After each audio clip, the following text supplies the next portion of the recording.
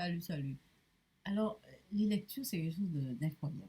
Moi, je ne savais pas que la lecture était comme ça. On n'en parle pas, d'ailleurs, comme d'habitude, hein, une bonne chose, on ne dit rien. Mais la lecture, c'est quelque chose de fondamental. Fondamental. Et ça nourrit l'existence, ça nourrit l'être. C'est pour ça que c'est quelque chose. Il faut revenir à la lecture. Il y a toujours Internet, il y a l'image, etc. Oui, enfin, l'image, c'est bien, hein. Quand je dis l'image, c'est des choses qui captivent notre vision. Des choses qui captivent notre vision. Mais la lecture nous captive aussi à un autre niveau et c'est quelque chose de fondamental. Moi, la lecture, bon. Alors, donc, et puis, on découvre des choses secrètes dans les textes. J'adore tout ce qui est secret. Pour ça, je fais une vidéo quand c'est intéressant. Et là c'est quelque chose d'extraordinaire. Gradiva. Alors, il y a Gravida, Gradiva. D'ailleurs, je me suis trompée. J'ai cru que je m'étais trompée quand je faisais la vidéo tout à l'heure. Enfin, pas tout à l'heure, mais il y a une vidéo que j'ai fait avant celle-là en parlant de Gradiva, Gravida. Je ne savais plus si c'était Gradiva ou Gravida. Et effectivement, sur sur le bouquin de Freud, là, c'est marqué Gravida. Gravida, Gravida et autres textes.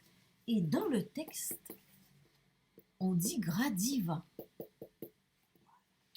Alors, je vais vous le lire. C'est-à-dire que je vais commencer l'extrait.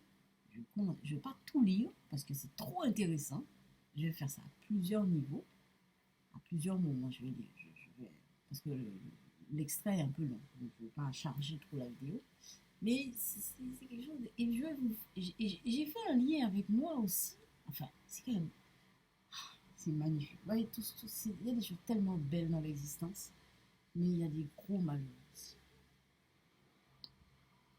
Il y a des gros malheurs, mais il y a des choses tellement belles.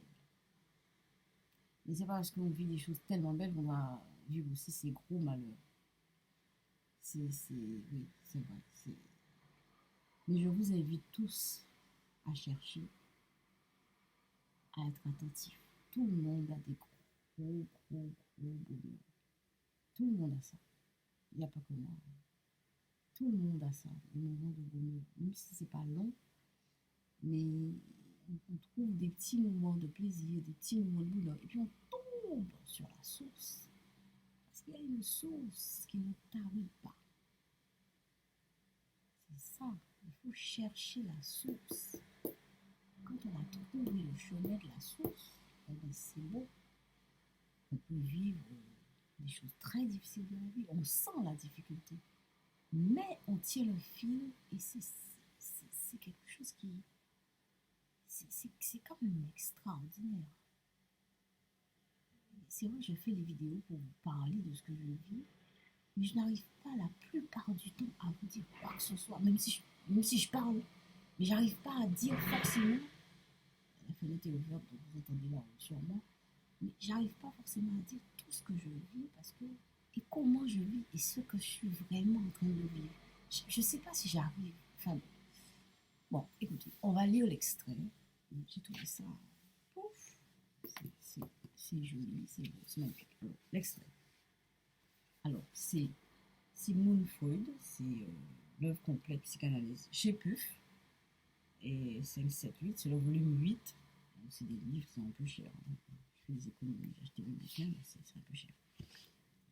Alors, ça dit, un jeune, alors c'est effectivement, c'est 1906-1908, c'est Gravida, autre texte, Gravida. Alors, un jeune archéologue, Norbert Arnold, a découvert dans une collection d'antiques à Rome un bas-relief qui l'a attiré de façon si exceptionnelle qu'il est fort réjoui de pouvoir en obtenir un excellent moulage qu'il peut accrocher dans son cabinet de travail d'une ville universitaire allemande et étudier avec intérêt. L'image présente en train de marcher une jeune fille dans sa maturité qui a légèrement relevé son vêtement aux nombreux plis, faisant ainsi voir ses pieds chaussés de sandales. J'ai pas de ses pieds, là. L'un des pieds, écoutez ça bien, l'un des pieds repose complètement au sol, l'autre à sa suite s'est soulevé du sol et ne le touche que de la pointe des pieds, que de la pointe des orteils, tandis que semelle et talon s'élèvent presque à la verticale. On imagine la pointe, et semelle et talon à la verticale.